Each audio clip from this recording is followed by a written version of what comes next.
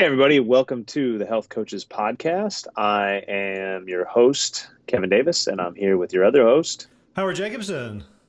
And today, we've kind of been going back and forth between conversations between Howard and I and interviews. And while this one is sort of a conversation, the friendly conversational tone with Howard and I, it's also somewhat of an interview because Howard, and if you follow any of the work that Howard does on his podcast, Plant Yourself, or if you're Facebook friends or any kind of information that you may have seen some of the stuff that he's commented just recently about. Dr. Will Bulsiewicz wrote his new book is Fiber Fueled. Yep, is the name of the book. Yep. Yeah. So Charleston and boy. So, oh yeah. And you read the book and had the conversation with him just recently. Yep. And just started commenting about how it was, kind of game changing type of a book, some of the information in there. And especially as somebody who, talks to people about that sort of thing so commonly, for you to say that, really, my ears just kind of perked up a little bit when, when I heard those comments. So I kind of wanted to ask you, and so this, listeners, I wanted to ask some questions of Howard about this and what he's talking about there, and just something to sort of help you guys decide when and what sort of changes are important with your coaching. So, first off, Howard, could you maybe tell us, you've made comments that this is already, within a day or so changing, how your coaching goes and some of the aspects of your coaching. So what do you mean by that? Yeah. We'll do that first. So the big thing was my understanding that Dr. Will talked about, that the gut is a muscle. So if you, and this is going to be so obvious to you as a fitness trainer, if someone comes into you to get strong, to get fit, and they haven't lifted more than a can of soup in 20 years, you are not going to put them on a bench press machine and give them 350 pounds to lift. Probably wouldn't be very smart. Right? Right. You'll start them. You'll assess where they are. And I noticed this when I started doing my own work with a fitness trainer. It was insulting the weight he gave me to start with. Right? Yeah. Like I'm at the gym, and like, who's watching me lift these pink 2.5 pound dumbbells? Right. But he'd check out my form, whether I was doing squats or floor press. And if I did it right, he would then incrementally increase the weight to, I don't know, the next one is 3 pounds, then 5, then 7. And, within half an hour, we got to where it was an appropriate challenge for me.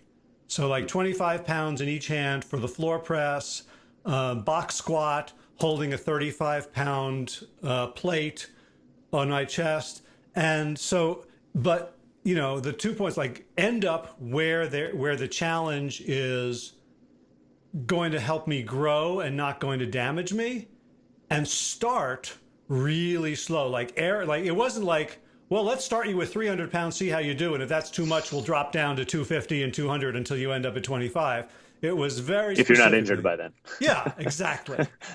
So when Dr. B said the gut is a muscle, like, here's what I always thought about. Like, there's a dynamic tension between the physiology and the psychology of changing our diets.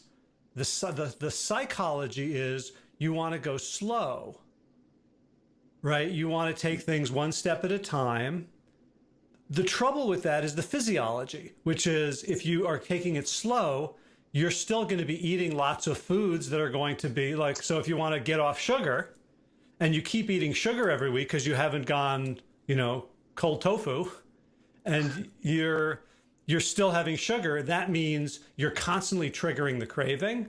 You're not letting your taste buds, reacclimate to a new thing. And so it's almost like psychologically, behaviorally going slow is good, but physiologically it would be much better to just quit immediately. And the big picture is tomorrow you go whole food plant-based completely, you throw everything out. And we've seen these videos where they do the kitchen makeover and just throwing all this stuff in hefty bags or taking it down to the food pantry and like, I'm never going to do this again. And so I always felt like there was a tension between the physiology of quit immediately, clean it up right away, and the behavioral stair-step approach. The idea that the gut is a muscle helped me see is that for most people, taking it slow is actually a better physiological approach as well.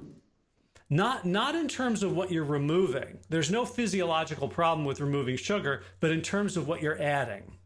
So if all of a sudden, if someone hasn't had a bean outside of a Taco Bell burrito in 20 years, and you suddenly say, okay, now tomorrow you're going to have your cup of beans, right? At each meal. Yeah, at each meal, or you're going to have a big salad, right? We're going to add all this stuff in because this is how the doctors tell you to eat, and this is how the Instagram influencers' plates look. Then what's likely to happen is it's the same as giving someone 350 pounds in the bench press. Their gut doesn't know how to handle it. And because Dr. B is an expert on microbiome, the explanation is we only have the bugs in our microbiome that we feed. So if you haven't fed them the beans, the brown rice, the cruciferous vegetable, the roughage, the fruit, and you then go all out and say, here you go, you're going to feel terrible. Because we don't outsource the digestion of meat, it turns out. We outsource the digestion of fiber. And there's not just one kind of fiber or two kinds, soluble or insoluble. There are dozens of different kinds of fiber. Each plant has a different fiber. Each plant in a different state, raw versus cooked, has slightly different fiber, and all of those feed your microbiome.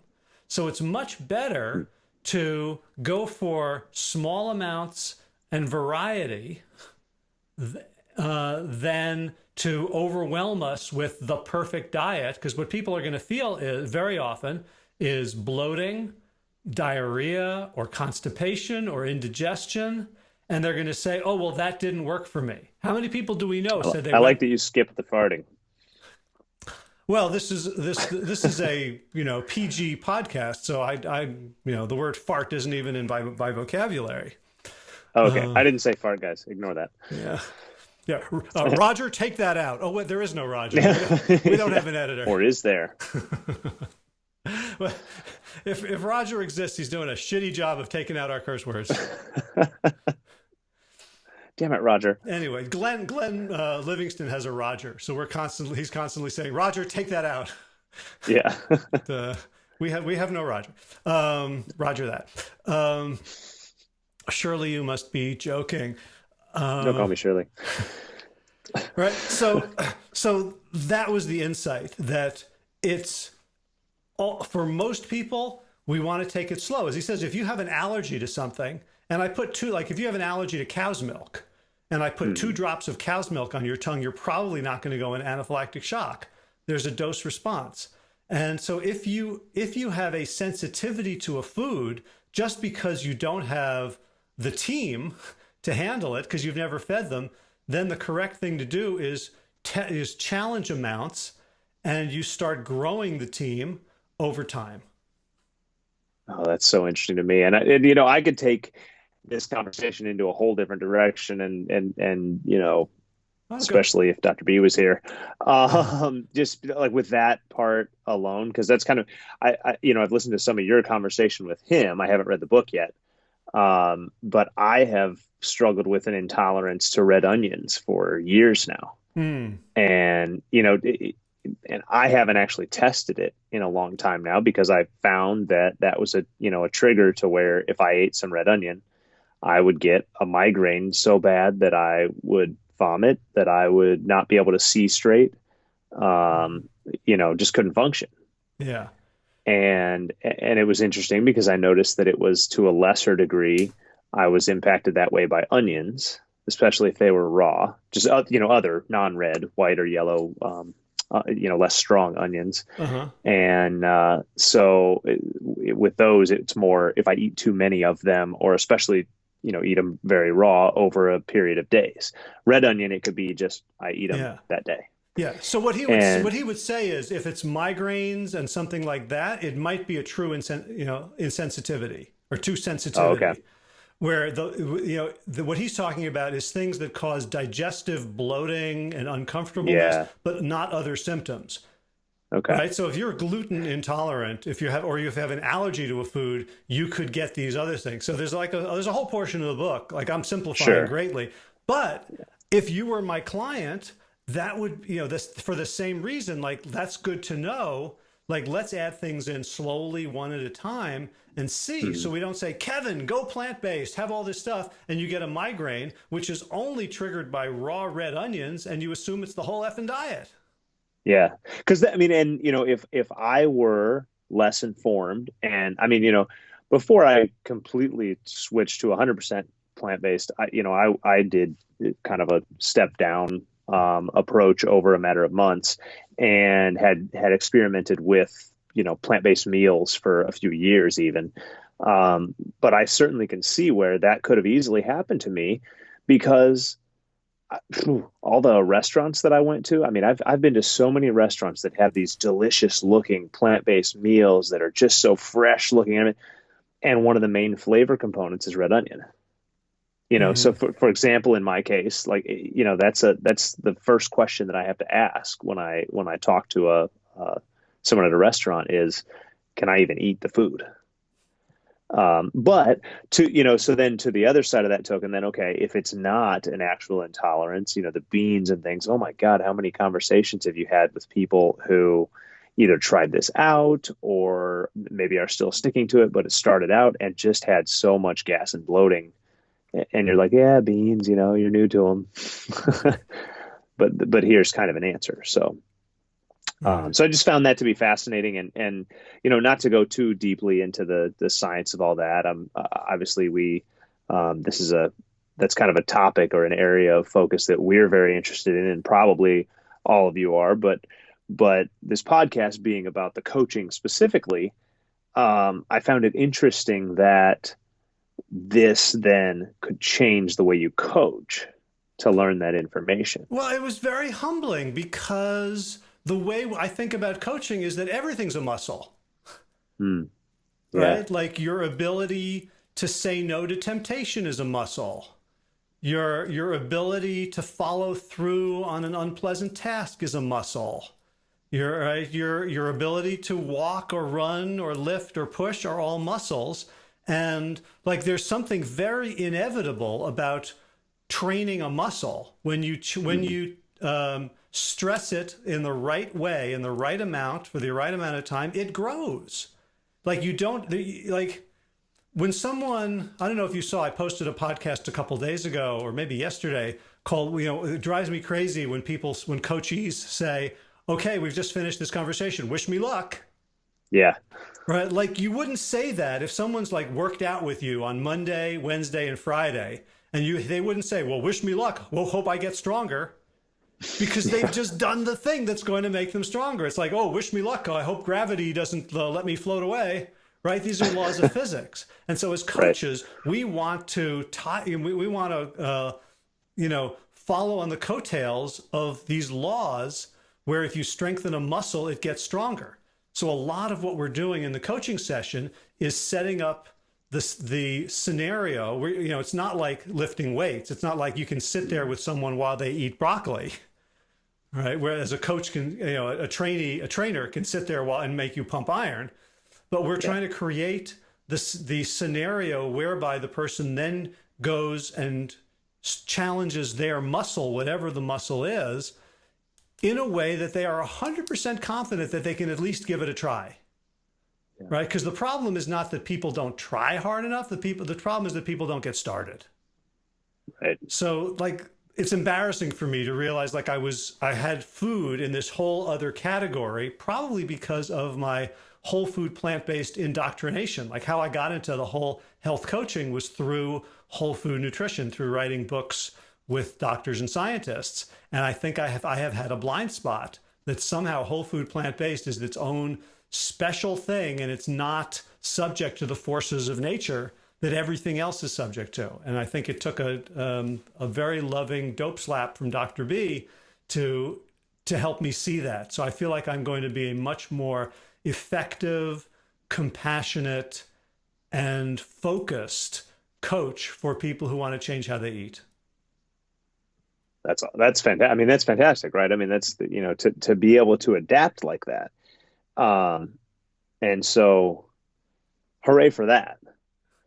Yeah, but well, I hate being a sucky coach, right? Like when you work, right, of course, and you work with someone, it's not working, or they're coming back week after week with the same problem. It's not fun. Yeah, yeah. But you got this dope slap, right, from this book, and so I can see where we've had some conversation about kind of what it was about that book. But I mean, there are how many thousands of books flying across the Amazon recommendations and across your desk and all this sort of thing every day, every week, every month. There's new books coming out. And so there's got to be some point where we make a decision of what's worth our time. So, I mean, how do you decide, other than, I'm going to talk to Dr. Will in a few days, but how do you decide which things are worth looking at? So I've gotten better at this, I think. Mm-hmm. So I would say the key to my success in choosing books is that I'm very willing to stop reading on page 3 if I'm not interested. So, the expense is buying the book, which is, it can be a significant expense, but it pales compared to spending 12 hours reading the book. Like that's where I really waste resources. So if I glance through it, usually I try to read some reviews and see like table of contents, like I think this is going to be interesting. But if I get it wrong, I just cut bait. That's not a very vegan metaphor. I stopped pulling the mushrooms. I don't know. There you go. Right. Because I used to feel like, well, I bought it, I better read the damn thing. Just like, right. Well, I ordered this disgusting food at this restaurant, I have to eat it now. Right now, you can. Yeah, because I do Audible a lot. Obviously running around with a 1-year-old all the time and whatever. I don't get a lot of time to sit and read, so I do a lot of Audible, and I can just put a Bluetooth in my ear and go for a walk or a run or whatever. And I think there's only 1 or 2 books that I've used a credit on and got a little ways in and was like, I just can't do this. Mm-hmm. It's hard to be willing to stop. Yeah. That's a muscle to build. Yeah. But if you've been listening for 45 minutes and you haven't paid attention to a word they've been saying, that might be a sign. Like, this isn't for me. True. And Audible is a much more convenient medium to return things because you don't have it anymore. And you get your credit back. Yeah, and I've heard that supposedly if you do that too much, that they'll kind of notice that or catch that in your account. But I mean, like I said, I've only had to do that a couple of times, and they're very cool about it. Very easy to do. My wife and I have been 3 credit a month listeners since 2011, so I'm pretty sure we have a long way to go before they would flag us for overzealous returns. Yeah, anybody from Audible who may or may not be listening here, please add an unlimited subscription option. Yeah. We've got the highest one they offer, and it's not enough. Right. 3 or 4 or whatever that is. So that was the first thing is to don't waste your time on things that are not worth your time. Second thing is I have a very small group of people who are book recommenders for me. Mm-hmm. There are people who they say, hey, you should read this. I don't ask questions. I just go and get it. And the trick to having that is to start out a little slutty, right? So if you say, hey, go read this book, and I read it and I'm like, nah, not for me, then your credibility goes down a little. I might say, hey, tell me what you liked about it. What did you think I was going to get from this? And I might discover something that you saw that I didn't, which happens. But over time, I have maybe 4 or 5 people who regularly send me book recommendations, say, you've got to read this. And I think what I've heard is through my podcast and through our coach training that we have become that for a lot of people. Like when you say go read, I tell a lot of people to read like Peter Levine in an unspoken voice, or Bessel van der Kolk, The Body Keeps the Score, or, you know, now I'll tell people like read Fiber Fueled. You know, if we do a good job, then we become the recommenders. And so I have honed and cultivated a garden of recommenders. Well, that's interesting that that's one of your, you know, methods here, because that's one of the things that I was thinking as I was thinking about the questions that I had for you. Is I was like, man, I'm really spoiled when it comes to this question, because I just happen to be friends with this guy, Howard, who reads a lot of books that I'm interested in. And I get to hear from you like, oh, this one was worth moving forward with. Do you know what I mean? But I'm just another link in the chain, right? People are doing that for me. And they get, you know, so like I don't really have anyone who recommends whole food, plant-based nutrition books anymore. Like I'm so sick of those. Right? Like Dr. Will squeaked on, like his was so new and interesting. But basically, there's so many of us kind of the same now. It's just like, well, I need to write a book too, which is nothing wrong with that. Like everyone has a voice. I'm not telling people don't write the next whole food, plant-based book, but I don't need to read them all. Yeah, because I've gotten to that point too. It's like I read a whole bunch of them, thousands of pages or whatever over, you know, a handful of years. And it's like now, especially once you've kind of applied a lot of it too, it feels like, okay, how much of this do I need to read? Let's branch out into other things that can inform my decisions and my abilities. Right. Now, another thing is like I do it backwards because I have a podcast. So I'll read the book in preparation for interviewing the person. I think it's much smarter to listen to the person being interviewed before you get the book. Like I've found a lot of books that were not in the wheelhouse of the podcast on first blush, based on listening to them on other people's podcasts or just hearing them on the radio. So one example is Chris Voss, the negotiation expert, which I thought was so useful for what we do in health. But he's talking about negotiating, buying a car or hostage negotiations. But I heard him on a podcast and I thought, I want to talk to this guy. Another was the guy who wrote What Doesn't Kill Us, about Wim Hof and cold exposure and hormesis. I heard him on NPR. And I'm like, I want to talk to this guy. He sounds really interesting. So I am drawn to the author, trusting that the author is going to put out an interesting book. So if you're a podcast listener or a radio listener, just notice what conversations with writers get you excited. Here's the next book I'm going to read. I think it's called Humankind by Rutger Bregman. And it's a study of like the history of human kindness, or the sociology of kindness. And I read an article by him in the Guardian newspaper about, Lord of the Flies, that book about the English schoolboys who end up on an island and basically turn into savages.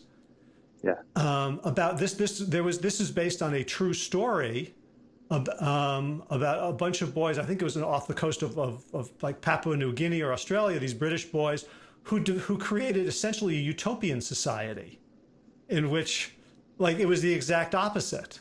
And so reading this same type of situation it started out as, and then right, except like these, this is what human nature really can turn into in the absence of adult supervision. So I'm like I want to read that book based on an article. Another interview I did was with Adrienne Marie Brown, who I was off a Facebook link to some website I'd never been before, reading some article, and on the right sidebar there was a list of other articles, and it was that said that this woman had written a book called Pleasure Activism. And like those two words made me reach out to her and say, what the heck is that? That sounds really interesting.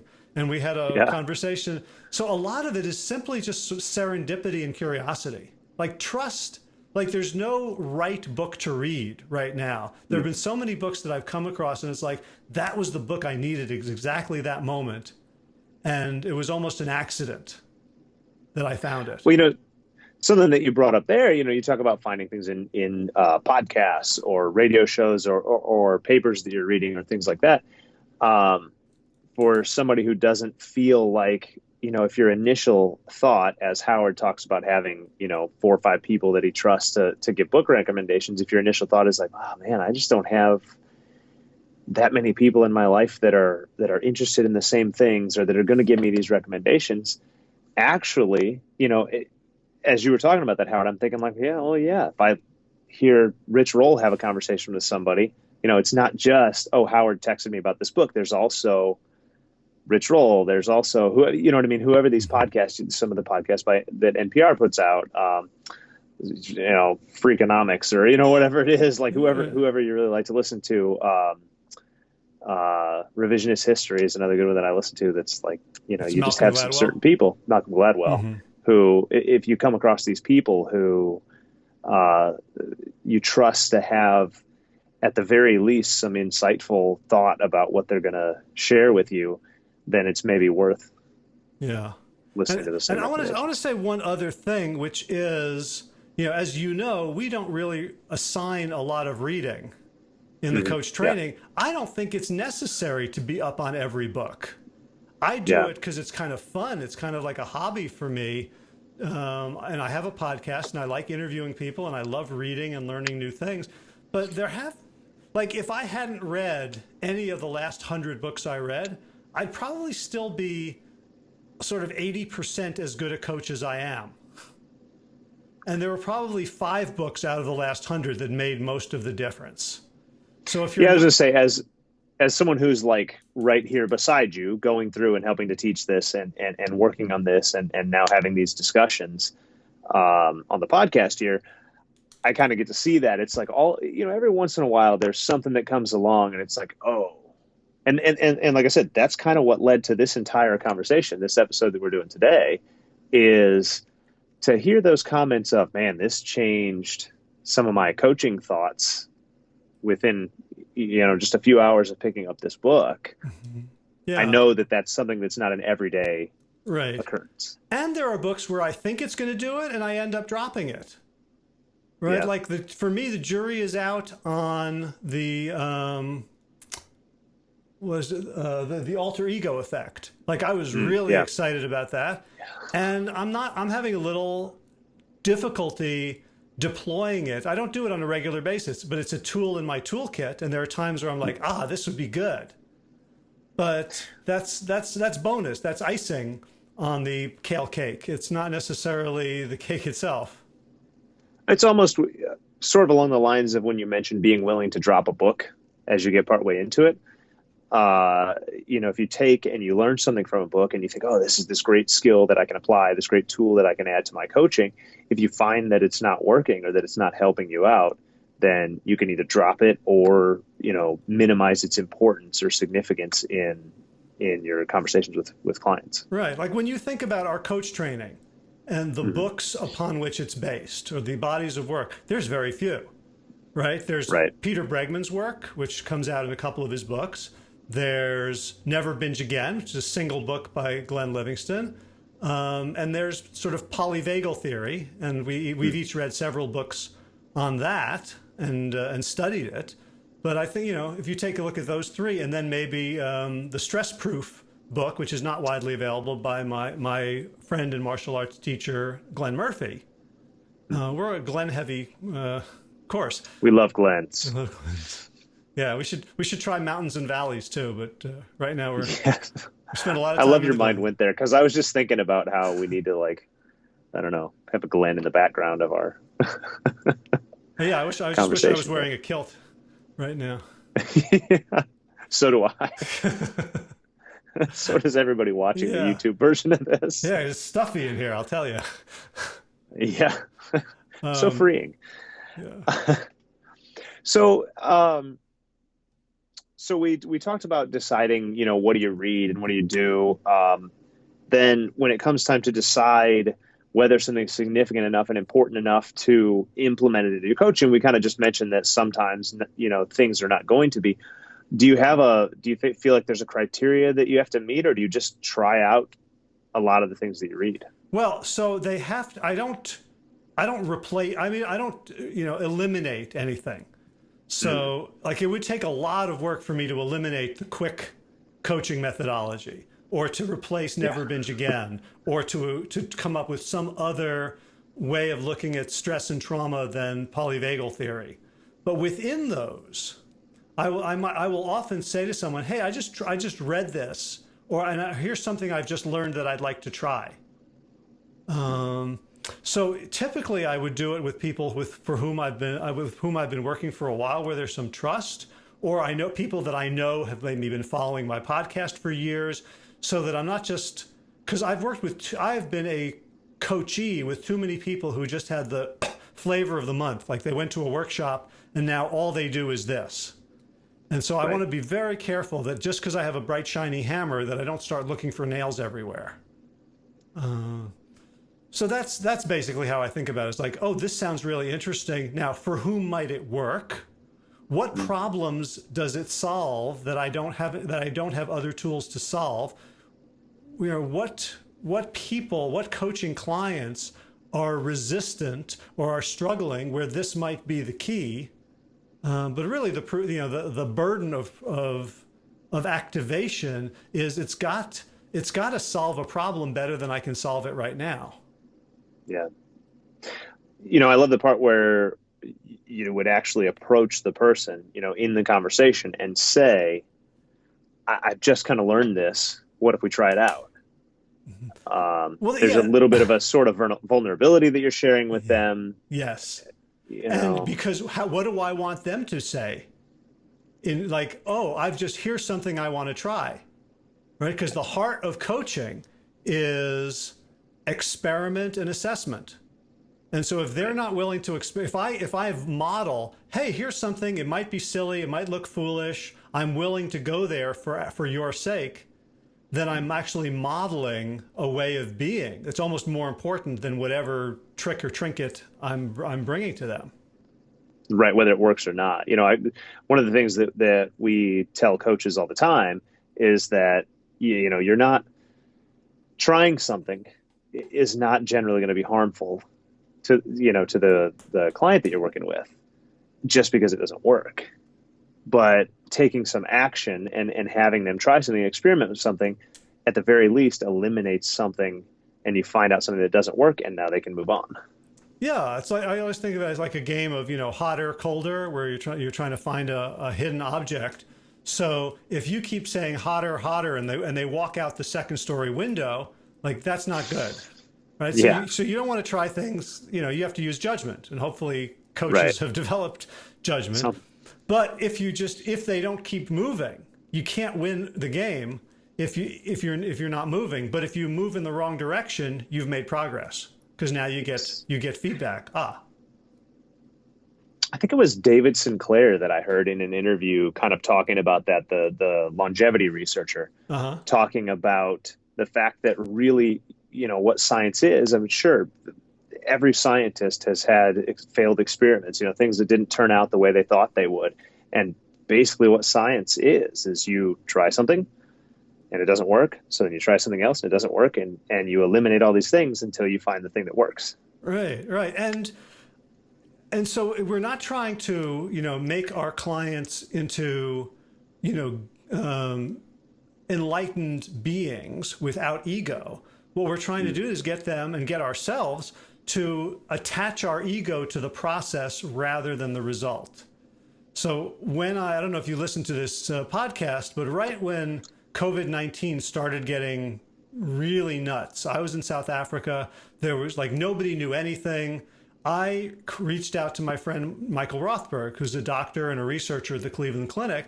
I've known Michael since September 1977. Right, so we were couple weeks. We were, we've been best friends and enemies and rivals and competitors and soulmates for a long time. And through all that, I knew that, he has a very healthy ego, but it's attached to finding the truth and to his methodology and not to any particular result. And he is so ready to be wrong because he has such a strong ego as a scientist. So that's what we want our clients to be like, hey, guess what I tried and it totally didn't work. And expecting congratulations for that. Yeah, that's great. Yeah, because even if you think about it in that scenario, the client goes out and they try whatever this is and it doesn't work, it's still a success because they still did the thing that they were going to try, that they said they were going to do. Right. So we and all, that's really as coaches, our job is to congratulate them for action. Yeah. And very often to talk them off the ledge when the action didn't give them the results they were hoping for. Yeah. Right. And then, to then do fast assessments and learn and move on. Yeah. All right. We set. I love that. Yeah. No, it's great because I had, 3 or 4 questions that I just was like, man, these are just kind of burning on my mind after hearing some of that. And I think that really covered and even spread out into some more information than I even knew we were going to hit on. Well, I appreciate your questions because they were really good questions and it meant that I didn't have to think about anything, which is another secret of coaching. Yes. Well, that's true. Yeah. But you did have to read a book and, have some ideas around it. So, but I just wanted to kind of end on just the note that while we sort of talked about this throughout, but while we have our methodology and everything that we do, we still just want to be these lifelong learners. Even as the coach, the one who's supposed to, this is why we say you shouldn't be this perfect expert, right? We're supposed to know something, but what we need to know is how to learn and how to try things and improve. Yep. The ultimate humility is knowing that we don't know everything. Yeah. Or I guess as Socrates said, all I know for certain is that I know nothing, which can really twist your mind if you spend a lot of time on that one. Yeah. So while you all think about that,